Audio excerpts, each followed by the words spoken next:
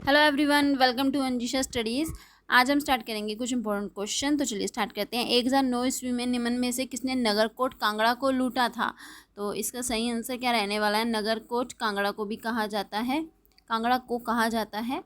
और महमूद गोरी, महमूद गजनवी, नादिर शाह, अहमद शाह अब्दाली। तो इसका सही आंसर रहने वाला गाइस महमूद गजनवी ने 1009 ईस्वी में कांगड़ा को लूटा था।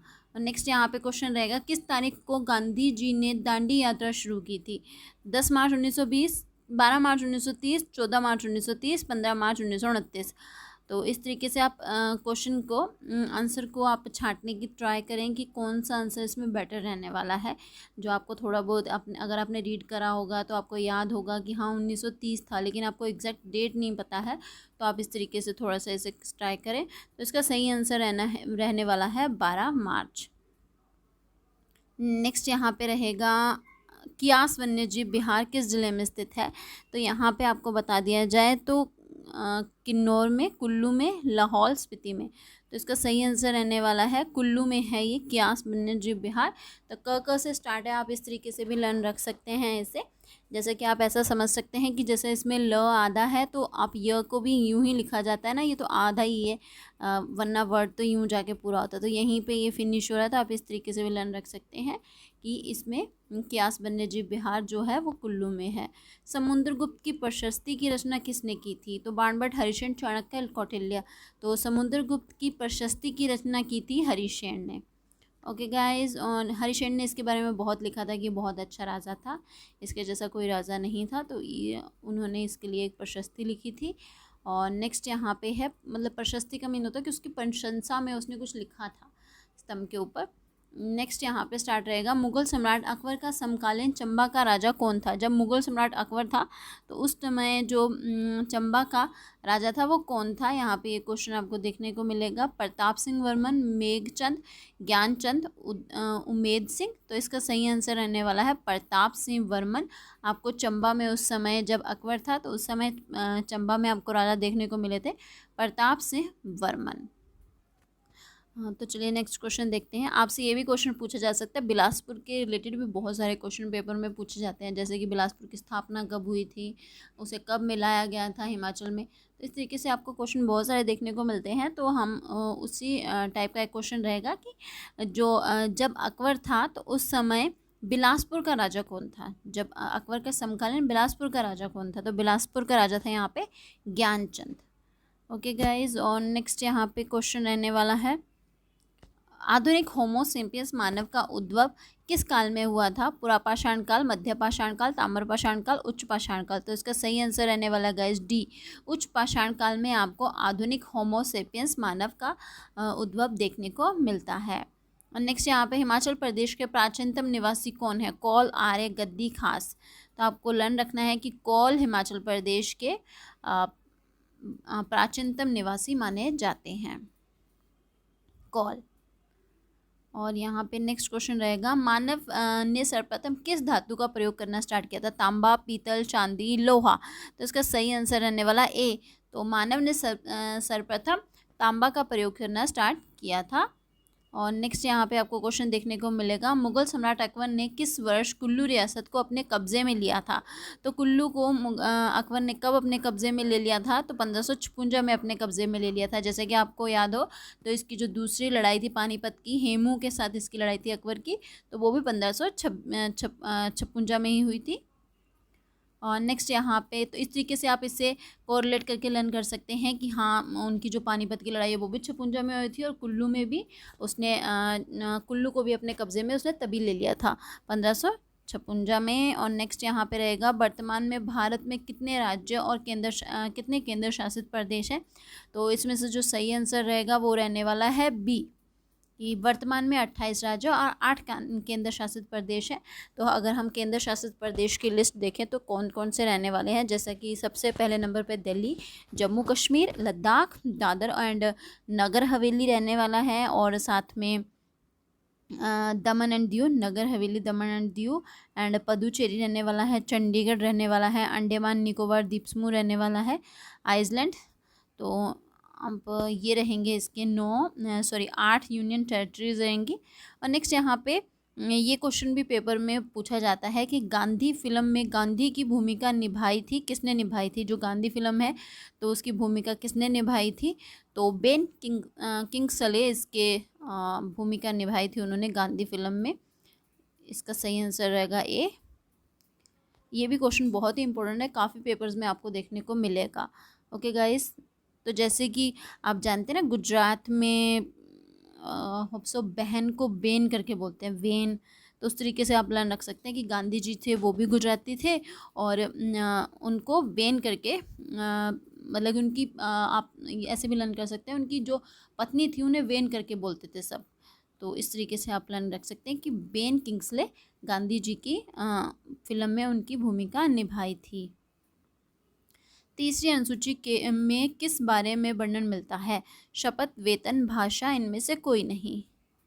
तो गाइस यहाँ पे आपको देखने को मिलेगा ए। तो जो शपथ रहेगी वो तीसरी अनुसूची में देखने को मिलती है, दूसरी में हमें वेतन देखने को मिलता है, और भाषा हमें 8वीं अनुसूची में देखने को मिलती है। और आप मुझे प्लीज़ कमेंट सेक्शन में बताइएगा कि 8वीं अनुसूची में कितनी राष्ट्रीय भाषाएं हैं। और नेक्स्ट यहाँ पे हमें क्वेश्चन देखने को मिलेगा, बाल केंद्रित शिक्षण विधि का गुण है बालकों को पढ़ाना, बालकों को सामूहिक रूप से पढ़ाना, बालकों को कक्षा के केंद्र में स्थापित करके पढ़ाना, बालकों को उनकी आवश्यकता और रुचि के अनुकूल पढ़ाना। तो डी आंसर सही रहेगा यहाँ पे के लिए। बाल केंद्रित शिक्षण का मीन्स क्या रहने वाला है कि हम क्यों कहते हैं कि चाइल्ड सेंटर्ड एजुकेशन होनी चाहिए, तो उसका सही आंसर यही रहेगा कि जो बच्चों को पढ़ाना है उनकी रुचि होनी चाहिए उसमें, उनकी जो भी ज़रूरतें हैं उनकी एज के अकॉर्डिंगली क्या क्या पढ़ने की उन्हें ज़रूरतें हैं उसकी उनमें रुचि है या नहीं है, तो बाल केंद्रित जो भी रहेगा। तो आपको ये आंसर देना है अगर आपके क्वेश्चन इस तरीके से पूछे जाते हैं। वैसे तो वहाँ पे पॉइंट टू पॉइंट क्वेश्चन पूछे जाते हैं, हिमाचल टीजीटी आर्ट्स में तो पॉइंट टू पॉइंट क्वेश्चन ही पूछे जाते हैं ज़्यादातर, कि जैसे कि द्विकारक सिद्धांत किसने दिया था, तो यही क्वेश्चन आपसे पूछा जाएगा कि द्विकारक सिद्धांत किसने दिया था। इतना डीपली नहीं पूछा जाता है, ये आपको सीटेट में ऐसे क्वेश्चन देखने को मिलते हैं। लेकिन बाई चांस अगर आपको फिर भी पेपर में ऐसे क्वेश्चन देखने को मिलते हैं तो आपको हमेशा याद रखना है कि बालक जो है, चाइल्ड जो है, वो हमेशा ही राइट है। उसके बारे में जो अच्छी बातें लिखी हैं गई हैं आपके क्वेश्चन में, आपको उसी के ऊपर टिक लगाना है। ये एक बहुत ही इम्पोर्टेंट पॉइंट रहता है चाइल्ड साइकोलॉजी का, कि इसमें आपको बच्चा हमेशा सही होता है, टीचर ही गलत होता है, बच्चा कभी गलत नहीं होता है। आपको ये बात ध्यान रखनी है कि बच्चे के अकॉर्डिंगली जो आंसर सही बैठता है यहाँ पे वही आपको टिक करना है। और जैसे कि यहाँ पे रहेगा, बालक में मौखिक रूप से सीखने की अक्षमता क्या कहलाती है? डिसकैल्कुलिया, डिसग्राफिया, डिसलेक्सिया, डिसफेजिया। तो इसका सही आंसर रहेगा डी, डिसफेजिया कहलाता है। मौखिक रूप से बच्चा कम कर पाता है तो डिसफेजिया, यानी कि अगर आपने पुरानी वीडियो देखी होगी तो उसमें भी हमने बात करी थी कि फेज़ ले लेके वो बिल्कुल भी फेज़ ले लेके बात नहीं करता है, तो सीखने की मौखिक रूप से नहीं बोल पा रहा है तो वो डिसफेजिया। नेक्स्ट यहाँ पे रहेगा, सिंधु सभ्यता का हड़प्पा नगर किस नदी के किनारे पर मिला है? तो इसका सही आंसर रहेगा, सिंधु सभ्यता का हड़प्पा नगर किस नदी के किनारे पर मिला है? तो इसका सही आंसर रहेगा बी, रावी नदी के किनारे पर हमें हड़प्पा देखने को मिलता है।